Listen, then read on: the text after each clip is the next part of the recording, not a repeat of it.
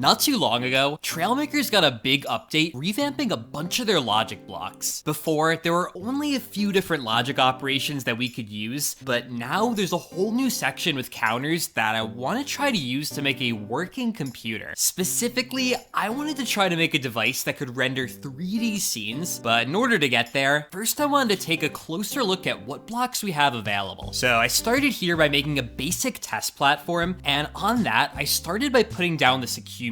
Now what this block does is that it counts up when it receives an input signal, and I could put down a display and a distance sensor to show you this in action. So as I step on the distance sensor here, you can see it start to count up, and what makes this so special is it finally allows us to have decimal numbers, which up until this point weren't really possible. Now I can also take this number and run it into a new math block, which can do the 4 basic operations on that number. So in this block, if I set it to add 2 to the number, you can see now on this output, it's always going to be adding 2 to whatever the accumulator is outputting. Now this sounds great, but there is actually a huge downside to this block. Now what that is you can't do operations on 2 generic numbers together. You can only take in one number and apply a constant to it. So for instance here, I could set it inside the block to multiply the input by 2, but I can't set it so that it multiplies 2 numbers that I'm inputting to the block. Now there is a small exception to this though, and it's that before applying the operation that's set inside of it, it first sums all of the inputs together. So if I use this other accumulator over here, you can see that just by running both of these into the same add block, if I randomly set these 2 numbers, now the output actually is the sum of both of the inputs. This is about the only break we get with this though, so of course this means that the only easy operation is gonna be addition, and everything else we're gonna have to figure out some more interesting solutions for. Now the next thing that I wanted to work on was gonna be the output, and you can see to make that here, I'm using a lot of these 1x1 displays. Now just by making a little 4x4 grid of those here, you can see I'm attaching those up to an accumulator, and by setting that to run now, you can see the effect on those screens. Now as the number going into the displays changes, it also changes the hue of those displays, but to see this a little bit better, I went ahead and added in a number display above all of those pixel displays, and you can see here that number increasing, and as it does, all of those displays are flashing. Now since this worked pretty much as I was expecting, now I wanted to start on the actual computer, and to start working on that here, the first thing I thought to make was a clock. Now I wasn't entirely sure if I was gonna need this, but it seemed like a good place to start, and the easiest design I could think of was to add in a piston and also a couple of distance sensors. Now what this is gonna let me do is detect where the piston is, and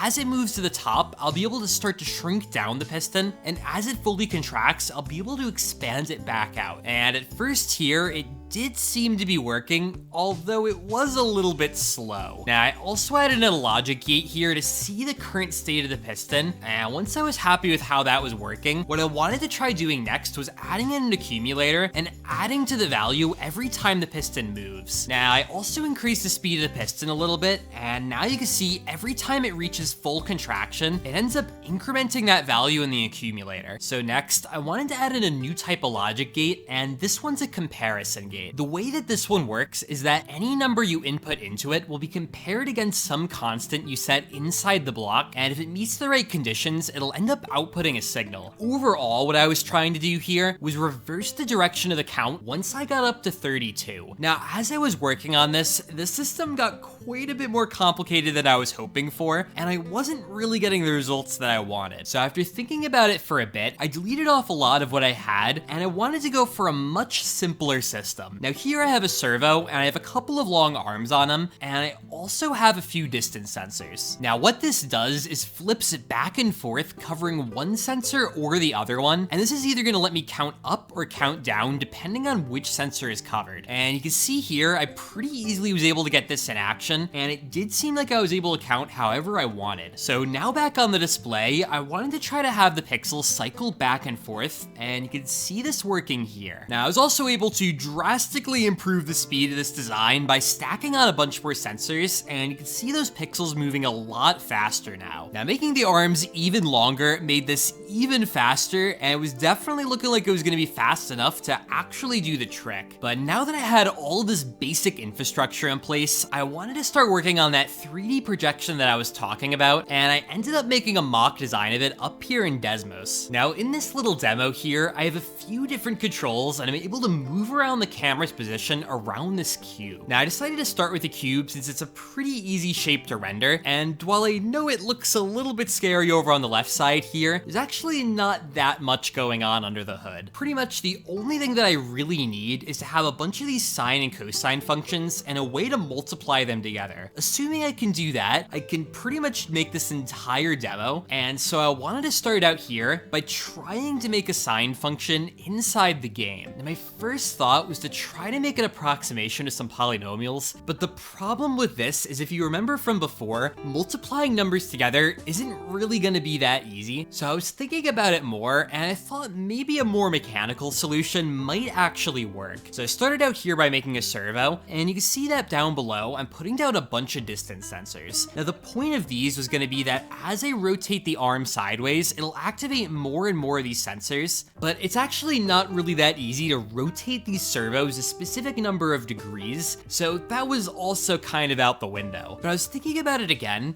and I thought that maybe a piecewise function might be the way to go here. Now, you can see I'm making a bunch of linear segments, and I'm attaching them over to the curve here and getting a very rough approximation of what I want. Now, since this design only involves straight segments, I shouldn't need to get any powers of numbers, which should make it easy to get. So you can see that I started here by putting down a bunch of math operations, and the overall goal was to select between these different linear sections to get the best approximation I can. So you can see here, I have 3 different rows, and each row is basically going to be a separate linear segment, and the first 2 comparison blocks are gonna select where they're being active. So once I got most of that down here, I added on some displays, and these are going to let me see kind of what's going on. Now next, I added an accumulator, and this lets me input into the system. And with this, testing it out, it did seem to be working. You can see that the numbers on the outputs here are changing different amounts, and these represent the different linear segments. Now, I revamped the system a little bit and added a little pixel at the end to show me which one is being active. I also added on an extra row, and this lets my approximation work for slightly larger numbers. Now, the obvious problem with this, though, is that you have to look at the right display at the right time in order to get the right output. Ideally, I would have one display at the top that would be able to have the correct number on it, and that's going to be really important later when I'm running this into a bunch of multipliers and adders. Now, this is actually kind of a big problem here, and you can see I started out by putting down some accumulators and trying to find some way to mesh these numbers together, but since there's no selector block in the game, I'm not able to correctly select which one I actually want to use, so I was gonna need to figure out something else. Now, eventually, I was messing around in Desmos, and I thought of an idea. Now, as we said before, the only way that we can mix generic numbers together is by using addition. But just adding our outputs together, though, doesn't really help us since we need to select just one of them. Now, a solution to this could be multiplying the number we want to use by 1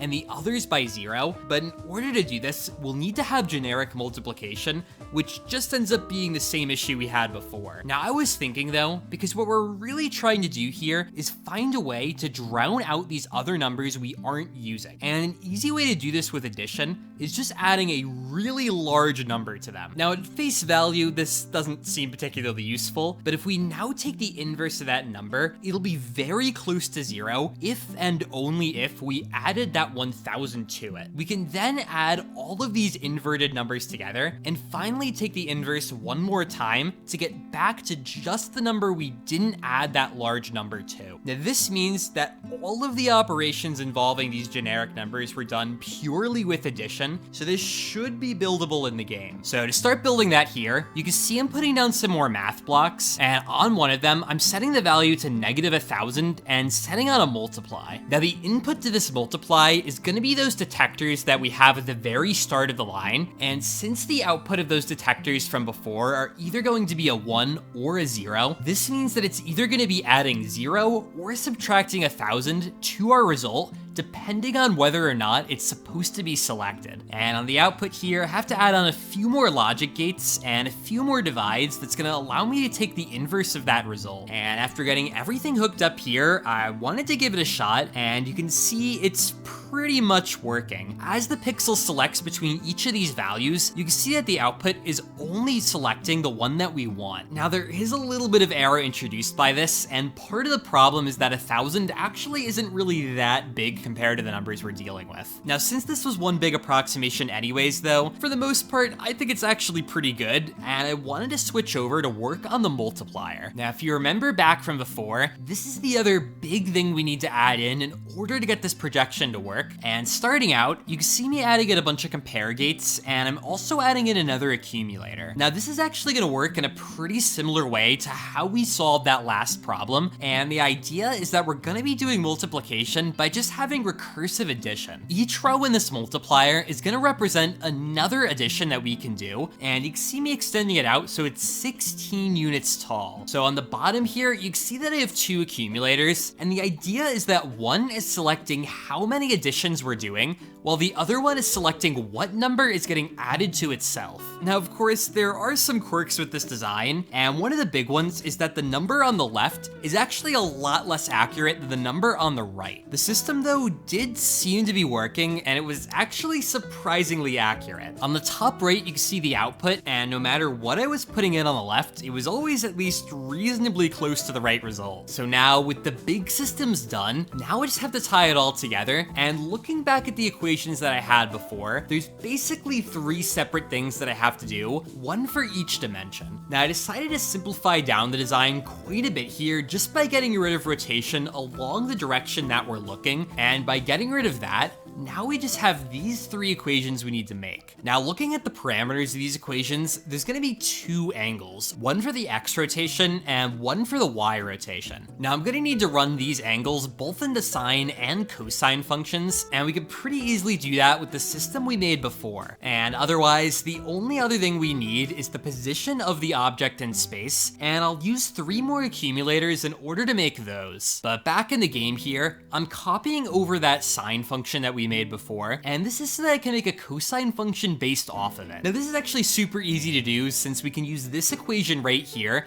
and just have to subtract a single number in order to get that cosine. And once I had this in place, I was pretty happy with it, and I copied both of these over, and this allows me to make the other angle. So with those complete, the next thing I needed to add was the positions of all of those objects, and once I had these down, I was gonna need to multiply them by the right sine or cosine function. Now to do this, I could have ran it into the big multiplier we made before, but this is a little overkill because since I'm making a cube, the edges of it are going to be either at 1 or at -1. So I can make a much simpler version of this multiplier for this specific use case, and you can see here, ends up working pretty well. With that in place though, I wanted to copy this over a bit more and have this ready for all the different dimensions, but that's when I ran into the issue of getting it to the maximum block count that I can have. So I tried slimming this down a little bit more, and it actually got quite a bit better, and I was able to put this back over on the side here and try it out a little bit. So I inputted 2 random angles just for testing out,